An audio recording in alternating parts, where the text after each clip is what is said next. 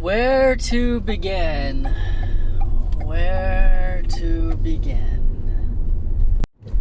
On my way now to the pool, and very interested in seeing how this goes. After the run, my stomach has been ramping hardcore.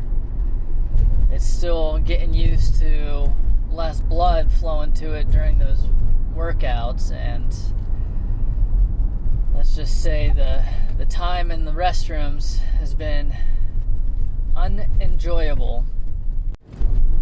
So I am, though, despite the cramping, interested to see how this goes, because you got to get used to feeling less than stellar during your competitions. And so I'm going to chalk this one up as a mental experience moment for training purposes. As far as swim workouts go, this one's going to be shorter, 30 minutes, technique. So a lot of just 100s and drills. I downloaded the drills, so I have those ready to go on my phone. Battery on my watch is about to die. It's at 4%, so that's something that's going wrong today. I hope it can make it through the swim. Also, I told you this was going to happen, but my fatigue is caught up to me now. It says that I'm pushing too hard based off of my recent training stress scores and the level of fitness I have. So we're in a tough conundrum of whether or not I start taking it easy, or I hope that I can get through the swim, tomorrow's intense ride plus lifting, and then my rest day is on Wednesday. So can I get to there with my fatigue being acceptable, or really what's the plan here? I don't know. What else has not been going right today? The plan was to finish my run, clock out early from work, which is around 4:30, so not that early, still put in 8 hours, and then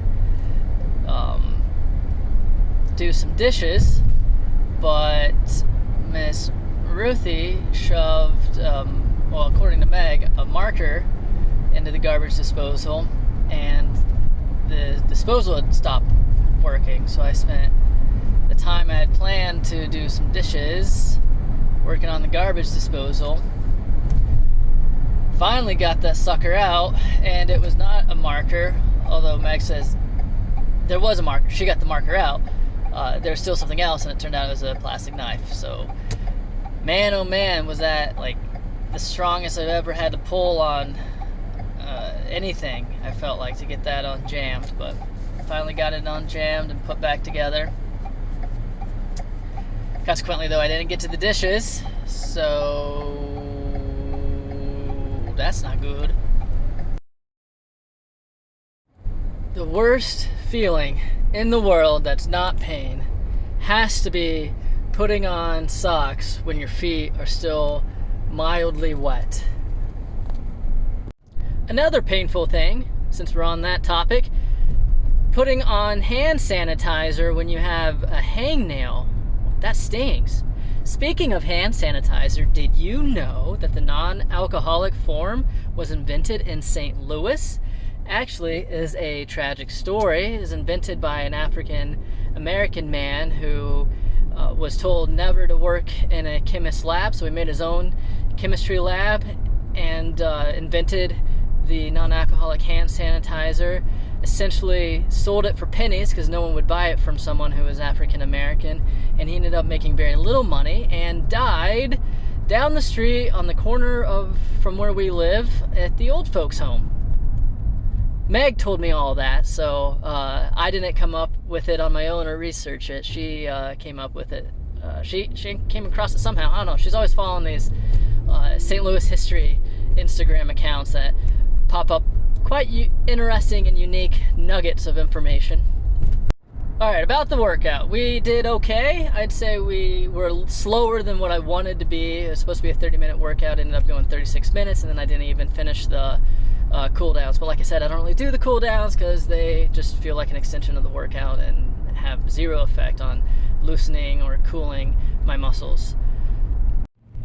The drill I ended up using the most today was the fists drill. So instead of cupping your hands, you make a fist the whole time, and that kind of teaches you to use your arms as a paddle rather than relying on your hands. And that drill is my favorite, and I think it's really helped me become a little more efficient with my stroke.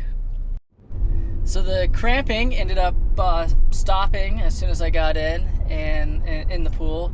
I didn't have to fart, so no bubbles came floating up, and felt fairly good. So I guess this was just a moment of needing to force your body to get where you needed to be, and then everything's sort of being okay.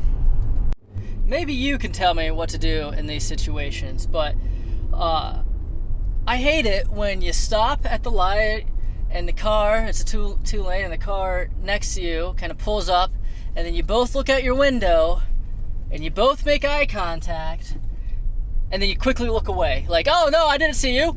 I wasn't looking at you.